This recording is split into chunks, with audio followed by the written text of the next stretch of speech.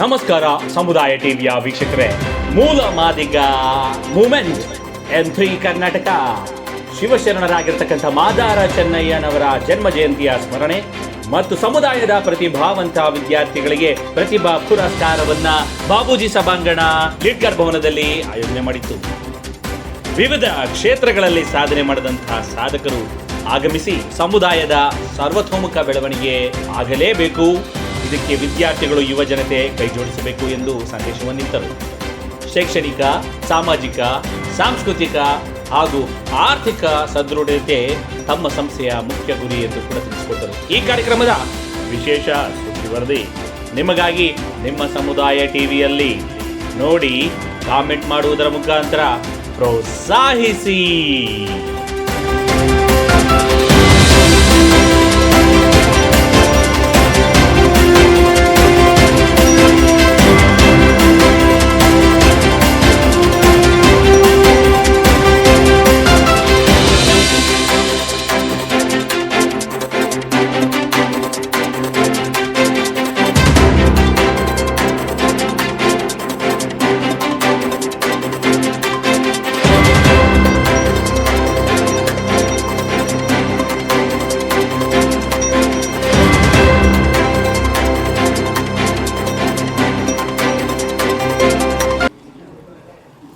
ನಮ್ಮ ಮಾದಾರ ಚೆನ್ನಯ್ಯನವರ ಜನ್ಮ ಜಯಂತಿಯನ್ನ ಸ್ಮರಿಸುತ್ತಾ ಈ ಕಾರ್ಯಕ್ರಮವನ್ನ ಮೂಲ ಮಾದಿಗ ಮೂವ್ಮೆಂಟ್ M3 ಕರ್ನಾಟಕ ಸಂಸ್ಥೆ ಆಯೋಜನೆ ಮಾಡಿದೆ. ನೋಡಿ, ಈ ಹೆಸರು ಕೇಳೋದಕ್ಕೆ ಎಷ್ಟು ಸಂತೋಷ ಆಗುತ್ತೆ.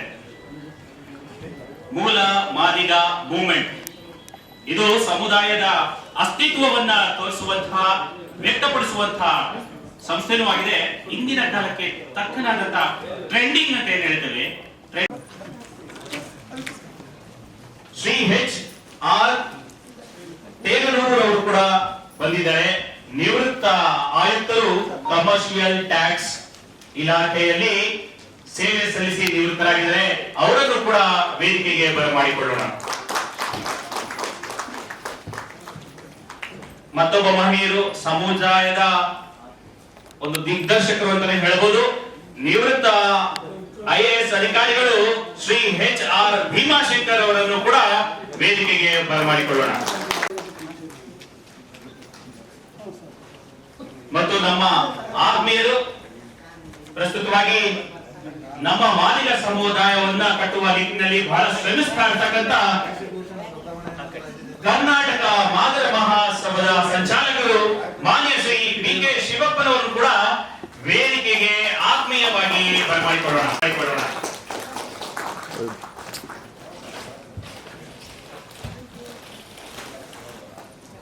ಹಾಗೆ ಈ ಒಂದು ಕಾರ್ಯಕ್ರಮಕ್ಕೆ ಅಧ್ಯಕ್ಷತೆಯನ್ನ ವಹಿಸಲಿರುವಂತಹ ಖ್ಯಾತ ವಕೀಲರು ಶ್ರೀ ನರಸಿಂಹಮೂರ್ತಿ ಅವರು ವೇದಿಕೆಗೆ ಆಗಮಿಸಬೇಕು. ಜೋರಾದ ಚಪ್ಪಾಳೆಯೊಂದಿಗೆ ಅವರನ್ನ ಬರಮಾಡಿಕೊಳ್ಳೋಣ.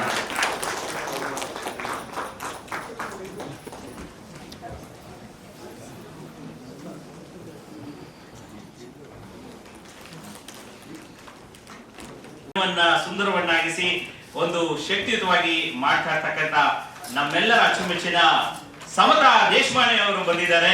ಅವರನ್ನ ಆತ್ಮೀಯವಾಗಿ ವೇದಿಕೆಗೆ ಬರಮಾಡಿಕೊಳ್ಳೋಣ. ವಿದ್ಯಾನಿಲಯದಲ್ಲಿ ಸಮಾಜಶಾಸ್ತ್ರ ವಿಭಾಗದಲ್ಲಿ ಮುಖ್ಯಸ್ಥರಾಗಿದ್ದಾರೆ ಜ್ಞಾನದ ಭಂಡಾರ. ಅವರನ್ನ ಮತ್ತೆ ಇಲ್ಲಿ ನಾವು ಎಲ್ಲ ದಿಗ್ಗಜರೊಂದಿಗೆ ನೋಡೋದು ಬಹಳ ಸಂತೋಷ ಆಗ್ತಾ ಇದೆ.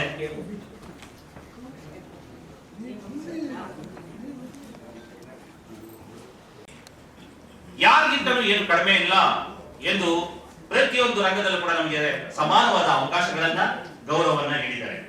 ಹಾಗಾಗಿ ಈ ಸಂದರ್ಭದಲ್ಲಿ ನಾನಾದ್ರೂ ಭಾವಿಸ್ತೇನೆ, ಪೀಠಿಕೆ ಭಾರತದ ಜನತೆಯಾದ ನಾವು ಭಾರತವನ್ನು ಸಾರ್ವಭೌಮ, ಸಮಾಜವಾದಿ, ಧರ್ಮ ನಿರಪೇಕ್ಷ, ಪ್ರಜಾಸತ್ತಾತ್ಮಕ ಗಣರಾಜ್ಯವನ್ನಾಗಿ ರೂಪಿಸುವುದಕ್ಕಾಗಿ ಭಾರತದ ಎಲ್ಲ ಪ್ರಜೆಗಳಿಗೆ ಸಾಮಾಜಿಕ, ಆರ್ಥಿಕ ಮತ್ತು 49ನೇ ಇಸವಿಯ ನವೆಂಬರ್ ತಿಂಗಳ 26ನೇ ಜಯಂತಿ ಕಾರ್ಯಕ್ರಮ ಹಾಗೂ ಡ್ರಾಪ್ಔಟ್ ವಿದ್ಯಾರ್ಥಿಗಳ ಅಭಿಯಾನವನ್ನು ಮತ್ತು ಪ್ರತಿಭಾ ಪುರಸ್ಕಾರವನ್ನು ಈ ಕಾರ್ಯಕ್ರಮದಲ್ಲಿ ಹಮ್ಮಿಕೊಳ್ಳಲಾಗಿದೆ. ಈ ಕಾರ್ಯಕ್ರಮದ ಯಶಸ್ಸಿಗೆ ಈಗಾಗಲೇ ಸಮುದಾಯದ ಅನೇಕ ಗಣ್ಯರು ವೇದಿಕೆ ಮೇಲೆ ಉಪಸ್ಥಿತರಿದ್ದಾರೆ. ಅವರನ್ನು ಸ್ವಾಗತಿಸುವ ಸೌಭಾಗ್ಯ ನನ್ನದಾಗಿದೆ. ಬಂಧುಗಳೇ, ಸಮುದಾಯದ ಹಿರಿಯ ಸ್ವಾಮೀಜಿಗಳು, ನಮ್ಮ ಸಮುದಾಯದ ಶ್ರೀ ಶ್ರೀ ಶ್ರೀ ಸಿದ್ದರಾಜು ಸ್ವಾಮೀಜಿಗಳು ಪಾಲನಹಳ್ಳಿ ಮಠ, ನೆಲಮಂಗಲದಲ್ಲಿ ಇರ್ತಕ್ಕಂಥ ಈ ಮಠ ಬಹುಶಃ ಈ ಸಮುದಾಯದ ಅತ್ಯಂತ ಶ್ರೀಮಂತ ಮಠ ಅಂದರೆ ತಪ್ಪಾಗಲಾರದು. ಇವತ್ತು ಮಾದಿಗಳನ್ನ ಒಂದು ರೀತಿ ಸೇರಿಸ್ತಾ ಇದ್ದಾರೆ, ಅವ್ರನ್ನ ಒಂದು ರೀತಿ ಸಂಘಟಿತ ಮಾಡ್ತಾ ಇದ್ದಾರೆ, ಅವರನ್ನು ಒಗ್ಗೂಡಿಸಿ ಸಮಾಜವನ್ನು ಬಲಿಷ್ಠತೆಗೆ ತಗೊಂಡು ಹೋಗ್ತಾ ಇದ್ದಾರೆ. ಅಂದರೆ ಬಹುಶಃ ಈ ಸ್ವಾಮೀಜಿ ಮಾಡಿದಂಥ ಕೆಲಸಗಳು ಅಪಾರವಾಗಿ ನಮ್ಮ ಕಣ್ಮುಂದೆ ಕಾಣ್ತಾ ಇದೆ. ಹಾಗಾಗಿ ಮುಂದಿನ ದಿನಗಳಲ್ಲಿ ಸಮುದಾಯವನ್ನ ಇನ್ನಷ್ಟು ಗಟ್ಟಿಯಾಗಿ ಕಟ್ಟಲಿಕ್ಕೆ ಈ ಸ್ವಾಮೀಜಿಗಳ ಒಂದು ಮಾರ್ಗದರ್ಶನ, ಅವರ ಒಂದು ಆಶೀರ್ವಾದ ಈ ಸಮಾಜಕ್ಕೆ ಇರಲಿ ಅಂತ ನಾನು ಭಾವಿಸುತ್ತಾ ಕೋರ್ತಾ ಅವರನ್ನ ನಾನು ಆತ್ಮೀಯವಾಗಿ ಆದರಣೀಯವಾಗಿ ಅವರನ್ನ ಸ್ವಾಗತವನ್ನು ಬಯಸ್ತಾ ಇದ್ದೇನೆ.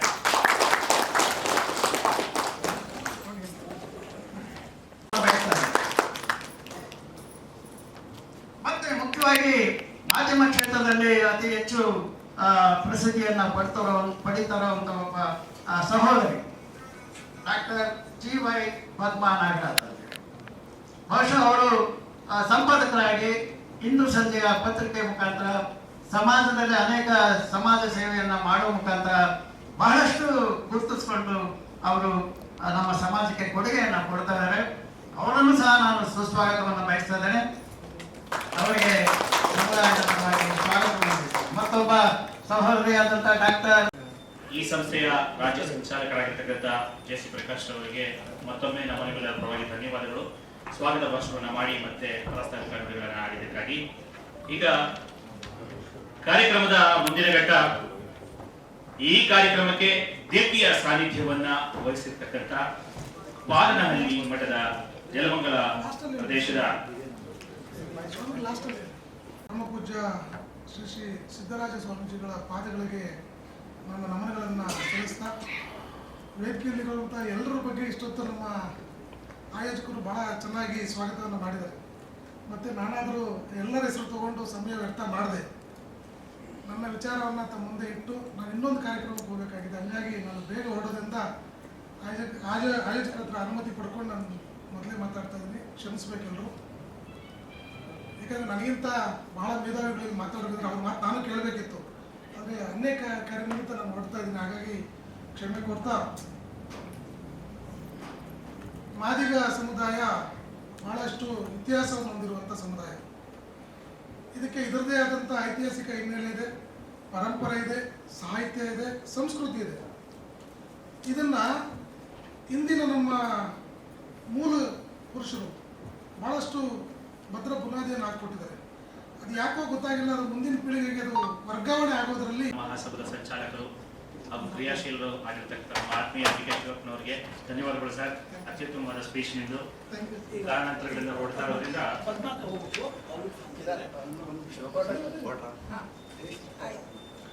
ಈಗ ಈ ಕಾರ್ಯಕ್ರಮಕ್ಕೆ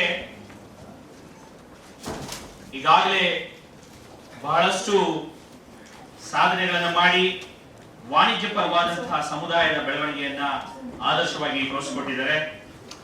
ಅಟಿಕಾ ಗೋಲ್ಡ್ ಕಂಪನಿಯ ಸಂಸ್ಥಾಪಕರು, ವ್ಯವಸ್ಥಾಪಕ ನಿರ್ದೇಶಕರು ನಮ್ಮ ಹೆಮ್ಮೆಯ ಡಾಕ್ಟರ್ ಬೊಮ್ಮನಹಳ್ಳಿ ಬಾಬುರವರು.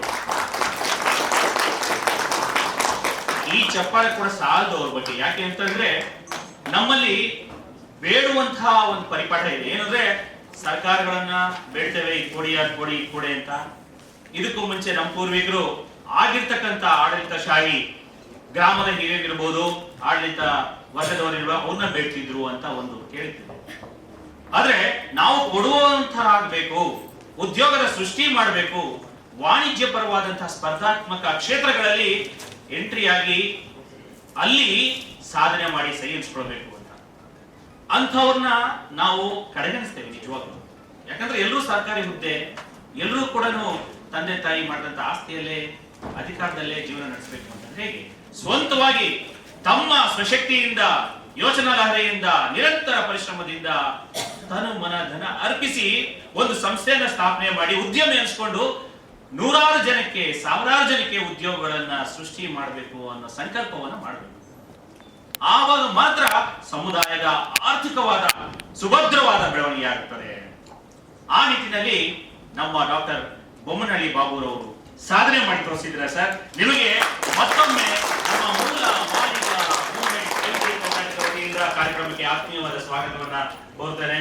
ಈಗ ಕೊಂಡಿದ್ದಾಗ ಏಕಾಏಕಿಯಾಗಿ ಒಂದು ಕ್ಷೇತ್ರಕ್ಕೆ ಹೋದಾಗ ಅಲ್ಲಿಯರು ವಿಶೇಷವಾಗಿ ಬ್ರಾಹ್ಮಣರ ಸಮಾಜದವರು ಕಾರ್ಯಕ್ರಮವನ್ನು ನಡೆಸ್ತಾ ಇದ್ರು. ಅವಾಗ ನಾನು ಮಾಮೂಲಿಯಾಗಿ ಓದೋರು ಪ್ಯಾಂಟ್ ಹಾಕೊಂಡು ಇನ್ಶರ್ಟ್ ಮಾಡ್ಕೊಂಡು ನೀಟಾಗಿ ಹೋಗಿದ್ದೆ. ನಿಮ್ಮನ್ನು ಒಳಗೆ ಬಿಡಲ್ಲ ಕಣೆಯ. ನಾನು ಯಾಕೆ ಸ್ವಾಮಿ? ಇಲ್ಲಪ್ಪ ನೀನು ಬ್ರಾಹ್ಮಣ ಅಲ್ಲ. ನಾನು ಅವಾಗ 24-25 ವರ್ಷದವು. ನನಗೆ ಯಾರು ಬಾಡಿ ಗಾರ್ಡ್ಸ್ ಅಲ್ಲ, ಸಪೋರ್ಟರ್ಸ್ ಯಾರು ಇಲ್ಲ. ನಮ್ಮ ತಂದೆ ಚಪ್ಪಲಿ ಹೊಲ್ಕೊಂಡಿದ್ದವು, ಗುಡಿಸಲು ಮನೆಯಲ್ಲಿ ಬೆಳೆದವ್ರು ನಾವು. ನಮ್ಮ ತೆಗ್ನೂರು ಸಾಹೇಬ್ರಿದ್ರಲ್ಲ, ಅವ್ರ ತಮ್ಮ ಗೋನಾಳ್ ಭೀಮಪ್ಪ ಅಂತ, ಅವ್ರು ನಮ್ಗೆ MD ಆಗಿತ್ತು. ಅವರು ಒಂದು ದಿನ ಪರಶುರಾಮ್, ನೀನು ಬಾರಪ್ಪ, ನೀನು ನಮ್ಮ ಹುಡುಗ, ನೀನು ಮುಂದುವರಿಬೇಕು, ನೀನು ಸಂಸ್ಕೃತ ಕಲಿತಿದ್ಯಾ, ಉಪನಿಷತ್ತು ವೇದಗಳನ್ನೆಲ್ಲ ತಿಳ್ಕೊಂಡಿದ್ಯಾ, ನೀನು ಬಾ ಅಂತ ನನಗೆ ಕರೆದು ಗೌರವಿಸಿ ನನ್ನ ಬೆನ್ನು ತಟ್ಟಿದ ಮಹಾ ಏಕೈಕಿ ವ್ಯಕ್ತಿ ಯಾರು ಅಂತಂದ್ರೆ ಅವರೇ ಪುಣ್ಯಾತ್ಮ ಗೋನಾಳ ಭೀಮಪ್ಪನವರಿಗೆ ಎಲ್ಲರೂ ಒಂದು ಚಪ್ಪಾಳೆ. ಯಾಕೆ ಮಾತು ಹೇಳ್ತಾ ಇದ್ದೀನಿ? ಇವತ್ತು ವಿಶೇಷವಾಗಿ ಶಿವಶರಣ ಮಾದಾರ ಚನ್ನಯ್ಯ ಸ್ವಾಮಿ ಜಯಂತಿ ಅಂತ ಹೇಳ್ಬಿಟ್ಟು. ಎಂಥದ್ದು? ಶಿವ ಶರಣ ಮಾದಾರ ಚನ್ನಯ್ಯ ಅಂತ ಶಿವಶರಣ ಮಾದಾರ ಚನ್ನಯ್ಯ ಸ್ವಾಮಿಗೆ ನನಗೆ JC ಪ್ರಕಾಶ್ ಸಾಹೇಬರು ಹೇಳಿದರು, ಸಾರ್ ಗುರುಗಳೇ, ನಾವು ಕಾರ್ಯಕ್ರಮ 2 ಗಂಟೆ ದಯವಿಟ್ಟು 2ನೇ ತಾರೀಕು ಇಟ್ಕೊಂಡಿದ್ವಿ, ತಾವೆಲ್ಲರೂ ಬರಬೇಕು, ಕಾರ್ಯಕ್ರಮವನ್ನು ಚೆನ್ನಾಗಿ ನಡೆಸಬೇಕು, ನಿಮ್ಮದೇ ಅಧ್ಯಕ್ಷತೆ, ನಿಮ್ಮದೇ ಎಲ್ಲ ಅದೇ ಅಂತ ಎಲ್ಲ ಹೇಳಿಬಿಟ್ರು. ನಾನು ನೋಡೋಣ ಸ್ವಾಮಿ, ನನಗೆ ರಿಟೈರ್ಡ್ ಆದೆ. ನಾನು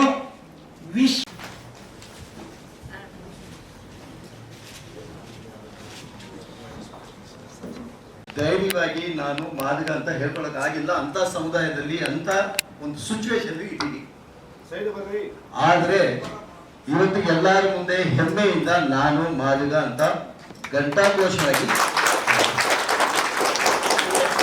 ಯಾಕಂದ್ರೆ ನಮ್ಮ ಸುತ್ತ ಸಮುದಾಯದ್ದು ನಮ್ಮ ಪರಶುರಾಮ್ ಗುರುಗಳು ಹೇಳಿದ್ರು, ಮಾದಕ ಅಂತ ಗೊತ್ತಾಗಿದ ತಕ್ಷಣ ಕಾರ್ಯಕ್ರಮ ಕೊಡಬೇಕು, ಬರಬೇಡ ಅಂತ ದೂರ ಮಾಡಿದ್ರು. ಇಂಥದ್ದು ಒಂದು 1000 ನೋಡಿದ್ದೀನಿ. ಹಂಗಾಗಿ ನಾನು ಕೂಡ ಮಾದಕ ಅಂತ ಹೇಳೋದು ನನ್ನ ಬಿಸ್ನೆಸ್ಗೆ ನನಗೆ ತೊಂದರೆ ಕೊಡುತ್ತೆ ಅಂತ ನಾನು ಹೇಳಕ್ಕಾಗಿಲ್ಲ. ಆದರೆ ಇವತ್ತು ಇಂಡಿಯಾದಲ್ಲಿ ಈ ಬಿಸ್ನೆಸ್ ಅಲ್ಲಿ ಅತಿ ದೊಡ್ಡ ಕಂಪನಿ ಮಾಡಿ ಹೈಯೆಸ್ಟ್ ಟ್ಯಾಕ್ಸ್ ಪೇಯರ್ ಅಂತ ಡಿಕ್ಲೇರ್ ಆಗಿದೆ. 7,000 ಕೋಟಿ ಕಂಪನಿ ಆಗಿದೆ. ಹಂಗಾಗಿ ಎಲ್ಲಾನು ನಾನು ಫೈನಾನ್ಷಿಯಲಿ ಸಾಧನೆ ಮಾಡಿಬಿಟ್ಟಿದ್ದೀನಿ. ಹಂಗಾಗಿ ಘಂಟಾಘೋಷವಾಗಿ ಇನ್ಮೇಲೆ ಯಾರ್ದು ಭಯ ಬೇಡ. ಯಾಕಂದ್ರೆ ಕಳೆದ 15 ವರ್ಷಗಳಿಂದ ಇದನ್ನ ಬಾತುಗಳು ನಾನು ಮುಚ್ಚಿಟ್ಟಿದ್ದೆ. ನಾನು ಕೂಡ ಮೊದಲು DSS ಸಂಘಟನೆಯಿಂದಾನೇ ಬಂದೆ ಗುರುಗಳೇ. DSS TMS ಅಂತ ಒಂದು ಸಂಘ, ಚೀನಾ ರಾಮ ಜೊತೆಲಿ 20 ವರ್ಷಕ್ಕೆ ಮುಂಚೆ ನಾವೆಲ್ಲ ಸೇರಿ ಮಾಡಿದ್ವಿ. ಆವಾಗ ಮಾದಕ ಅಂತ ಹೇಳೋದು ಬೇರೆ ಹೇಳೋದು ಏನು ಸಮಸ್ಯೆ ಇರಲಿಲ್ಲ. ಬಟ್ ಬಿಸ್ನೆಸ್ ಬಂದು ನಾವು ಮಾದಕ ಅಂದ್ರೆ ಎಲ್ಲರೂ ನೋಡೋದು ಒಂಥರ ಬೇರೆ ತರ ನೋಡಿದ್ರು. ಹಂಗಾಗಿ ಮುಸ್ಲಿಂ ಅಂತಾನೆ ಹೇಳ್ಕೊಂಡಂತೆ. ಮುಸ್ಲಿಂ ನಾನಲ್ಲ, ನನ್ನ ಹೆಂಡತಿ ಮುಸ್ಲಿಮು, ನಾನಂತೂ ಮಾದಕ. ಇವತ್ತು ಅದೇ ಪದ್ಧತಿಯಲ್ಲಿ ಇದ್ದೀನಿ. ಇದು ನನ್ನ ಬಗ್ಗೆ. ನಾನು ಒಂದು 2-3 ನಿಮಿಷ ಮಾತ್ರ, ಒಂದು 5 ನಿಮಿಷ ಮಾತ್ರ, ಒಂದು 4-5 ಪದಗಳು ನಿಮ್ಮ ದೊಡ್ಡವ್ರ ಮುಂದೆ, ನಮ್ಮ ಸಮುದಾಯದ ಮುಂದೆ ನಾನು ಹೇಳಕ್ಕೆ ಇಷ್ಟಪಡ್ತಾ ಇದ್ದೀನಿ. ಅದರಲ್ಲಿ ನೋಡಿ, ಕರ್ನಾಟಕದಲ್ಲಿ 80 ಲಕ್ಷ ಮಾದಕ ನಾವು ಇದ್ದೀವಿ. ಬರೀ 25 ಲಕ್ಷ ಇರೋ ಒಂದು ಕಾಮ್ ಬಗ್ಗೆ ನಾವು ಹಂಚಿಕೆ ಮಾಡಿ ಅವ್ರ ಬಗ್ಗೆ ಮಾತಾಡ್ತಾ ಇದ್ದೀವಿ. ಗೊತ್ತಾಯ್ತಲ್ಲ ಗುರುಗಳೇ? ಯಾರು 25 ಲಕ್ಷ, ಯಾರು 80 ಲಕ್ಷ ಗೊತ್ತಿದೆಯಲ್ಲ?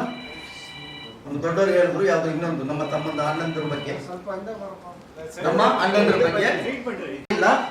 ಬಟ್ ಇವತ್ತು ಅದ್ರ ಬಗ್ಗೆ ಬೇರೆ ತರದ ಯೋಚನೆ ಮಾಡಿ ಯಾಕಂದ್ರೆ ಅವರು ನಾವು ಸೈಕಲಲ್ಲಿ ಹೋಗ್ತಾ ಇದೀವಿ, ಅವ್ರು ಕಾರಲ್ಲಿ ಹೋಗ್ಬಿಡ್ತಾ ಇದ್ದಾರೆ. ನಾವು ಸೈಕಲಲ್ಲಿ ಗುರುಗಳೇ ನಮ್ಮ ಪರಶುರಾಮ್ ಸರ್ ಗುರುಗಳ ಆಶೀರ್ವಾದ ಮಾಡಿ ಒಂದೇ ನಿಮಿಷ ನನ್ನ ಗಮನ ಕೊಡಿ. ನಮ್ಮ ಇನ್ನೊಂದು ಸಮುದಾಯ ಫಾಸ್ಟ್ ಆಗಿ ಕಾರಲ್ಲಿ 100 ಸ್ಪೀಡಲ್ಲಿ ಹೋಗ್ತಾ ಇದ್ದಾರೆ. ನಾವು ಇವತ್ತು 20-30 ಸ್ಪೀಡಲ್ಲಿ ನಡ್ಕೊಂಡು ಸೈಕಲ್ ಹೋಗ್ತಾ ಇದ್ದೀವಿ. ಅದು ಹೆಂಗೆ ರೀಚ್ ಮಾಡಬೇಕು ಅವ್ರಿಗೆ ಈಕ್ವಲ್ ಆಗಿ ಅಥವಾ ಅವ್ರಿಗಿಂತ ಇನ್ನು ಮುಂದೆ ಹೋಗಕ್ಕೆ 100 ಸಬ್ಜೆಕ್ಟ್ ಇದೆ. ನಾವು ಅದನ್ನು ಬಿಟ್ಬಿಟ್ಟು ಬೇರೆ ಬೇರೆ ಯೋಚನೆ ಮಾಡ್ತೀವಿ. ಎಕ್ಸಾಂಪಲ್ ಏನಂದ್ರೆ, ಎಲ್ಲ ಗಲ್ಲಿಗೊಂದು BSS ಮಾಡ್ಕೊಂಡು ನಾವು ಏನ್ ಮಾಡ್ತೀವಿ, ಸರ್ಕಾರದ ಬೇರೆ ಚಿಂತನೆ ಇಲ್ಲ. ಯಾವುದೇ ಒಂದು ಕೆಲಸ ಇರಲಿ, ನಾನು ಮುಂದೆ ಇರಬೇಕು, ನನ್ನ ಸಮುದಾಯ ಮುಂದೆ ಇರಬೇಕು. Thank you. ಎಲ್ರಿಗೂ ನಮಸ್ಕಾರ. ಕೇಳಲಿಕ್ಕೆ ಬಹಳಷ್ಟು ಸಮಯ ಬೇಕು. ಬಟ್ ಆದ್ರೂ ಸಮಯದ ಅಭಾವದಿಂದ ನಾವು ಮನವಿ ಮಾಡಿಕೊಂಡು ಮೊಟಕುಗೊಳಿಸಿ ಅವರ ಮಾತುಗಳಿಗೆ ತೊಂದರೆ ಕೊಡ್ತಾ ಇದೀವಿ. ಬಟ್ ಆದ್ರೂ ಕೂಡ ಇಷ್ಟು ಒಳ್ಳೆ ವ್ಯಕ್ತಿಗಳನ್ನ ಈ ವೇದಿಕೆ ಪಡ್ಕೊಂಡಿದೆ ಅಂದ್ರೆ ನಾವು ಧನ್ಯ ಅಂತ ಭಾವಿಸ್ತಾ, ಮತ್ತೊಮ್ಮೆ ಉದ್ಯಮಿಯಾಗಿ ಸಾವಿರಾರು ಜನಕ್ಕೆ ಉದ್ಯೋಗಗಳನ್ನ ಕೊಡುವಂತಹ ಚೇತನಗಳು ನಮ್ಮ ಸಮುದಾಯದಲ್ಲಿ ಹುಟ್ಟಿ ಬರಲಿ. ನಾವು ಬೇಡುವುದನ್ನ ಕಡಿಮೆ ಮಾಡಿ ನೀಡುವುದನ್ನ ಕಲ್ತ್ಕೊಳ್ಳೋಣ ಅಂತ ಸಂದೇಶವನ್ನು ಕೊಟ್ಟಿರ್ತಕ್ಕಂಥ ಸಮುದಾಯದ ಒಂದು ಆರ್ಥಿಕ ಚೇತನವಂತನೇ ಕರೀಬಹುದು ನಮ್ಮ ಅಟ್ಟಿಕಾ ಗೋಲ್ಡ್ ಕಂಪನಿಯ ಸಂಸ್ಥಾಪಕರು ಮತ್ತು ವ್ಯವಸ್ಥಾಪಕ ನಿರ್ದೇಶಕರಾಗಿರ್ತಕ್ಕಂಥ ಡಾಕ್ಟರ್ ಬೊಮ್ಮನಹಳ್ಳಿ ಬಾಬುರವರಿಗೆ ಮತ್ತೊಮ್ಮೆ ಜೋರಾದ ಚಪ್ಪಾಳೆ ತಪ್ಪುವ ಮುಖಾಂತರ ಅವರಿಗೆ ಧನ್ಯವಾದಗಳನ್ನು ತಿಳಿಸ್ತಾ, ಈಗ DCP ವೆಸ್ಟ್ ಟ್ರಾಫಿಕ್ ಸಂಬಂಧಪಟ್ಟಿರ್ತಕ್ಕಂಥ ನಮ್ಮ ಆತ್ಮೀಯರು, ಅವರ ಜೀವನ ಕೂಡ ಆದರ್ಶ, ಜಯಪ್ರಕಾಶ್ IPS ಸಾಹೇಬರು ಬಡತನದಲ್ಲಿ ಬಂದು ನಾವು ಸಮುದಾಯ ಟಿವಿಯಿಂದ ಹೋಗಿ ಅವ್ರನ್ನ ಭೇಟಿ ಮಾಡಿ ಒಂದು ಸನ್ಮಾನಿಸಿದಾಗ ಅವ್ರು ಫಸ್ಟ್ ಕೇಳಿದ್ದೆ, ಅಂಜನ್ ಕುಮಾರ್, ಇನ್ನೂ ಕರೆಂಟ್ ಇಲ್ದಿರುವಂತ ಎಷ್ಟೋ ಗ್ರಾಮಗಳಿದಾವೆ, ಬಸ್ಸುಗಳು ಬರ್ದಿರುವಂತ ಗ್ರಾಮಗಳಿದಾವೆ, ಅಂತದ್ರ ಬಗ್ಗೆ ನೀವು ಬೆಳಕು ಚೆಲ್ರಿ, ಬರೀ ನಗರದಲ್ಲಿ ಮಾಡಿದ್ರೆ ಚೆನ್ನಾಗಿರಲ್ಲ ಅಂತ. ಅದು ಆದರ್ಶ ನೋಡಿ, ಅಂತ ಮಹನೀಯರು ಇರಬೇಕು, ನಮ್ಮನ್ನ ಎಚ್ಚೆತ್ತರಿಸಬೇಕು, ಆವಾಗ ಮಾಧ್ಯಮಗಳಲ್ಲಿ ನಾವು ಕೂಡ ಜವಾಬ್ದಾರಿತವಾಗಿ ಮಾಡಬಹುದು ಅಂತ ಹೇಳಿದ ಮತ್ತೊಮ್ಮೆ ಅವ್ರನ್ನ ವೇದಿಕೆಯಲ್ಲಿ ಬಂದು ತಮ್ಮ ಅಮೃತ ನುಡಿಗಳನ್ನ ಸಮರ್ಪಿಸಬೇಕು ಅಂತ ವಿನಂತಿಸ್ಕೊಳ್ತೇನೆ. ನಾವೆಲ್ಲ ಸ್ಟೂಡೆಂಟ್ಸ್ ಇದ್ದೀರಾ, ಬೇರೆಯವರು ಇದ್ದೀರಾ, ಒಳ್ಳೆ ರೀತಿಯಿಂದ ಒಂದು ನೀತಿ ನಿಯಮಗಳನ್ನು ಇಟ್ಕೊಂಡು ಕಷ್ಟಪಟ್ಟಲ್ಲಿ ನಿಮ್ಮ ಜೀವನದ ಯಶಸ್ಸು ಇರುತ್ತೆ ಇರುತ್ತಂದು ಈ ಸಂದರ್ಭದಲ್ಲಿ ಹೇಳ್ತಾ, ನಾನು ಹೋಗ್ಬೇಕಾಗಿರೋದ್ರಿಂದ ಎಲ್ಲ ಗಣ್ಯರಿಗೆ ಮಾನ್ಯರಿಗೆ ಅಭಿನಂದನೆಗಳನ್ನು ತಿಳಿಸಿ ನಾನು ಮಾತು ಮುಗಿಸುತ್ತೇನೆ. ಜೈ ಹಿಂದ್, ಜೈ ಕರ್ನಾಟಕ. ಇಷ್ಟಕ್ಕೆ ಇಲ್ಲೆಲ್ಲ ಮಾತಾಡಿದ್ದಾರೆ. ಸೊ ಬಾಬು ಅವ್ರು ಹೇಳಿದಂಗೆ ಎಲ್ಲ ಕ್ಷೇತ್ರದಲ್ಲಿ ಕೂಡ ಇರಬೇಕು. ಅದರಲ್ಲೇ ಮೂಲ ಏನಂದ್ರೆ, ನಮಗೆ ಕೆಲವೊಂದು ರೂರಲ್ ಏರಿಯಾಸ್ ಅಲ್ಲಿ ಇನ್ನೂ ಕೂಡ ಯಾವುದೇ ಕೂಡ ಊಟಕ್ಕೆ ಗತಿ ಇರಲಾರದ ಪರಿಸ್ಥಿತಿ ಇದೆ. ಆ ಒಂದು ಪರಿಸ್ಥಿತಿನ ಎದುರಿಸಬೇಕಾದ್ರೆ ನಾವು ಬಹಳ ಕಷ್ಟಪಡಬೇಕಾಗುತ್ತೆ. ಯಾವುದೇ ಆಗಲಿ, ಬಿಸ್ನೆಸ್ ಆಗಲಿ, ಸ್ಟಡೀಸ್ ಆಗಲಿ, ನಾವೆಲ್ಲ ಸ್ಟೂಡೆಂಟ್ಸ್ ಇದ್ದೀರಾ, ಬೇರೆಯವರು ಇದ್ದೀರಾ, ಒಳ್ಳೆ ರೀತಿಯಿಂದ ಒಂದು ನೀತಿ ನಿಯಮಗಳನ್ನು ಇಟ್ಕೊಂಡು ಕಷ್ಟಪಟ್ಟಲ್ಲಿ ನಿಮ್ಮ ಜೀವನದ ಯಶಸ್ಸು ಇರುತ್ತಂದು ಈ ಸಂದರ್ಭದಲ್ಲಿ ಹೇಳ್ತಾ, ನಾನು ಹೋಗ್ಬೇಕಾಗಿರೋದ್ರಿಂದ ಎಲ್ಲ ಗಣ್ಯರಿಗೆ ಮಾನ್ಯರಿಗೆ ಅಭಿನಂದನೆಗಳನ್ನು ತಿಳಿಸಿ ನಾನು ಮಾತು ಮುಗಿಸುತ್ತೇನೆ. ಜೈ ಹಿಂದ್, ಜೈ ಕರ್ನಾಟಕ. ಇಷ್ಟಕ್ಕೆ ಇಲ್ಲೆಲ್ಲ ಮಾತಾಡಿದ್ದಾರೆ. ಸೊ ಬಾಬು ಅವ್ರು ಹೇಳಿದಂಗೆ ಎಲ್ಲ ಕ್ಷೇತ್ರದಲ್ಲಿ ಕೂಡ ಇರಬೇಕು. ಅದರಲ್ಲೇ ಮೂಲ ಏನಂದ್ರೆ, ನಮಗೆ ಕೆಲವೊಂದು ರೂರಲ್ ಏರಿಯಾಸ್ ಅಲ್ಲಿ ಇನ್ನೂ ಕೂಡ ಯಾವುದೇ ಕೂಡ ಊಟಕ್ಕೆ ಗತಿ ಇರಲಾರದ ಪರಿಸ್ಥಿತಿ ಇದೆ. ಆ ಒಂದು ಪರಿಸ್ಥಿತಿನ ಎದುರಿಸಬೇಕಾದ್ರೆ ನಾವು ಬಹಳ ಕಷ್ಟಪಡಬೇಕಾಗುತ್ತೆ. ಯಾವುದೇ ಆಗಲಿ, ಬಿಸ್ನೆಸ್ ಆಗಲಿ, ಸ್ಟಡೀಸ್ ಆಗಲಿ. ಕಾರ್ಯಕ್ರಮಗಳನ್ನು ಅವರು ಮಾಡ್ತಾ ಇದ್ದಾರೆ. ಬಹುಶಃ ಮಾಧ್ಯಮ ಕ್ಷೇತ್ರದಲ್ಲಿ ಸಮುದಾಯ ಟಿವಿ ಪ್ರಪ್ರಥಮವಾಗಿ ಒಂದು ದೊಡ್ಡ ಮಟ್ಟದಲ್ಲಿ ಬೆಳೀತಾ ಇದೆ. ಅವರಿಗೆ ನಮ್ಮ ಸಮಿತಿಯ ಪರವಾಗಿ ಧನ್ಯವಾದಗಳನ್ನು ಅರ್ಪಿಸ್ತೇನೆ. ಅವರು ಇನ್ನಷ್ಟು ಸಮುದಾಯನ ಕಟ್ಟೋ ಕೆಲಸಗಳಲ್ಲಿ ಅವರು ನಮ್ಮ ಜೊತೆಗೆ ಸಹಕಾರವನ್ನು ಕೊಡಲಿ ಅಂತ ನಾನು ಕೋರ್ತಾ ಅವ್ರಿಗೂ ಸಹ ನಾನು ವಂದಿಸ್ತಾ ಇದ್ದೀನಿ. ಎಲ್ಲರೂ ಸಹ ಸಮುದಾಯ ಟಿವಿಯನ್ನು ನೋಡಿ ಚಾನೆಲನ್ನು ಸಬ್ಸ್ಕ್ರೈಬ್ ಮಾಡ್ಕೊಳ್ಳಿ ಮತ್ತು ಹೆಚ್ಚು ಪ್ರಚಾರವನ್ನು ಕೊಡಿ ಅಂತ ನಾನು ಈ ಮೂಲಕ ಹೇಳಲಿಕ್ಕೆ ಇಷ್ಟಪಡ್ತೇನೆ. ಮತ್ತು ಈಗ ಗಣ್ಯರಿಗೆ ಸನ್ಮಾನದ ಕಾರ್ಯಕ್ರಮಗಳನ್ನು ಮಾಡ್ತಾ ಇದ್ವಿ. ಗುರುಗಳು ಒಂದು ಸೆಕೆಂಡ್ ಅಲ್ಲೇ ಕೂತ್ಕೊಂಡ್ರೆ ತಮಗೆ ನಾವು ನಮ್ಮ ಕಾಣಿಕೆಯನ್ನು ಸಲ್ಲಿಸ್ಬಿಡ್ತೀವಿ.